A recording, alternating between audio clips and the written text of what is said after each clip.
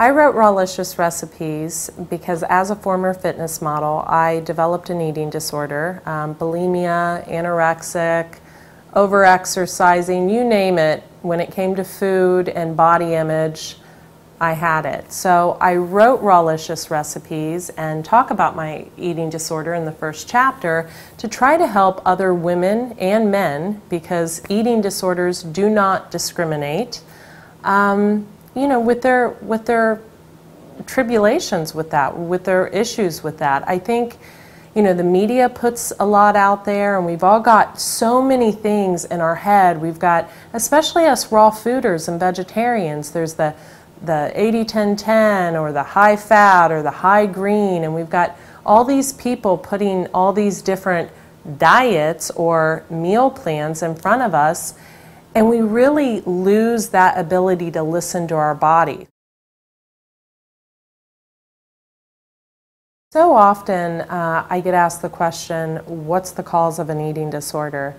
And I would have to say there's several. Emotions are a big part of it.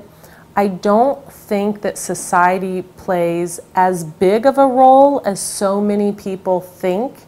You know, there are pictures of models everywhere, and they're airbrushed. I myself was airbrushed several times, so much so that my eyes were different colors in pictures than what they were.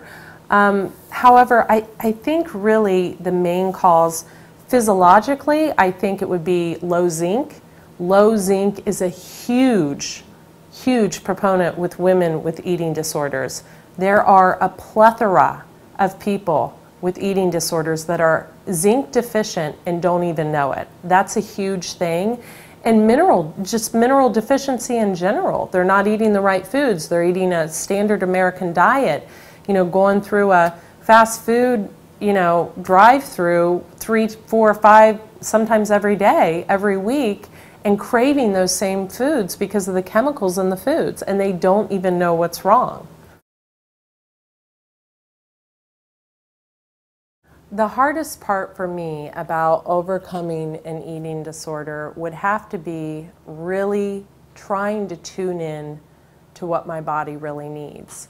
We so often eat because we're lonely, we're sad, we're mad, we're stressed, we're confused, we're worried about, you know, money, we're worried about, you know, are we too fat, this and that. All those things don't matter. If we live in the now, like our friend Eckhart Tolle says, and we forget about the future and the past, and we live in the now, we can really concentrate on what's important. And part of that is, and it's been the hardest thing for me to do, is to really know what my body needs. When I come home at night, am I eating because I'm truly hungry? Or am I eating because I've had a rough day? Or because I'm lonely? Or because I'm sad? Really tuning into that. And also, I think more recently, knowing how to push away from the table when you're done. That's really difficult. I mean, knowing, okay, I've had an avocado and 2 young Thai coconuts, I'm done. You know, I mean, even before that, just knowing when to stop.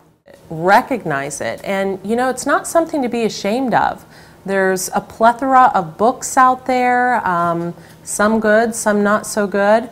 There's Overeaters Anonymous, there's tons of groups. I think surrounding yourself with like-minded people that know what you're going through, and if you live in a town where maybe you don't feel comfortable coming out like that, you know, going online, there's tons of online groups for people that have eating issues. Have your zinc levels checked.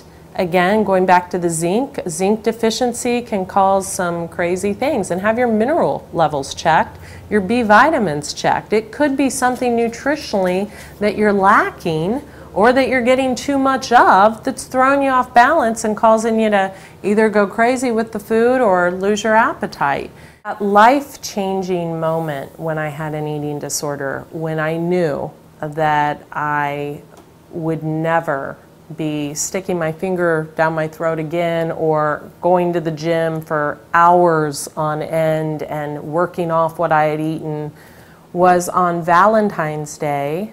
And this is before I went raw. I was still eating a high protein diet, still a fitness model at that time, and I'd say it was about 8 years ago, and I can remember binging on peanut butter. Peanut butter, a whole jar of peanut butter, followed by, I think, a whole gallon of ice cream. And, you know, this was a normal Saturday night fix for me. And I just remember sitting there and thinking, what are you doing? It's Valentine's Day. You're stunningly beautiful. You're on the cover of a fitness magazine, and you're sitting here piling it in by yourself.